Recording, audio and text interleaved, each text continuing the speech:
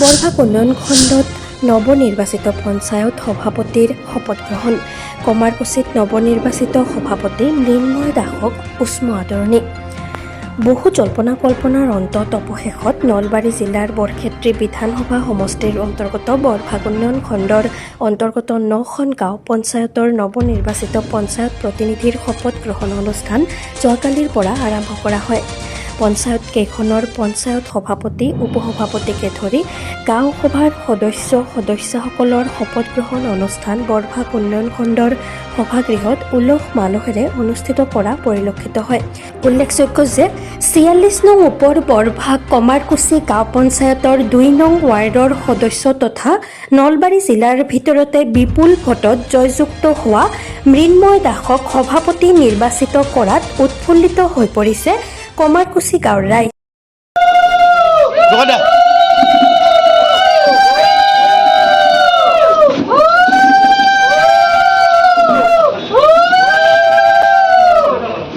আজি পঞ্চায়তখনৰ নৱনিৰ্বাচিত সভাপতি উপসভাপতি তথা সকলো সদস্যই শপত গ্ৰহণ কৰাৰ পিছত প্ৰায় ৫ শতাধিক লোকে মৃন্ময় দাসক কমাৰকুছি গাঁও পঞ্চায়তৰ কাৰ্যালয়লৈ ৰেলী কৰি আনি উষ্ম আদৰণি জনোৱা পৰিলক্ষিত হৈছে। কমাৰকুছি গাঁও পঞ্চায়তৰ কাৰ্যালয়ত অনুষ্ঠিত হোৱা অভিনন্দন অনুষ্ঠানত বিভিন্ন লোকে অভিনন্দন জ্ঞাপন কৰাৰ লগতে পঞ্চায়তৰ ফালৰ পৰা গামোচা জাপি ফুলৰ থোপাৰে সম্বৰ্ধনা জ্ঞাপন কৰে।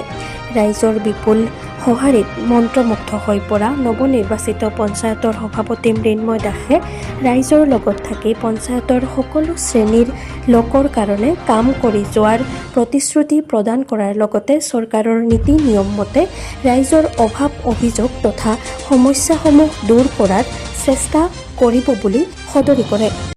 হয়, পোনপ্ৰথমে মই নমস্কাৰ জনাইছোঁ আৰু আপোনালোকৰ নিউজ চেনেলৰ জৰিয়তে ৪৬ নং ওপৰ বৰভাগ গাঁও পঞ্চায়তৰ সমূহ কাৰ্যকৰ্তাকে মই ধন্যবাদ জ্ঞাপন কৰিছোঁ যে আজি তেখেতসকলৰ কাৰণে মই আজি ইয়াত আজি সভাপতি হিচাপে শপত ল'ব পাৰিছোঁ। মই আপোনালোকৰ চেনেলৰ জৰিয়তে ৪৬ নং ওপৰ বৰভাগ গাঁও পঞ্চায়তৰ আটাইকে মই ধন্যবাদ জ্ঞাপন কৰিছোঁ আৰু অনাগত দিনত মই ৰাইজৰ লগত থাকি মই কাম কৰি যাম।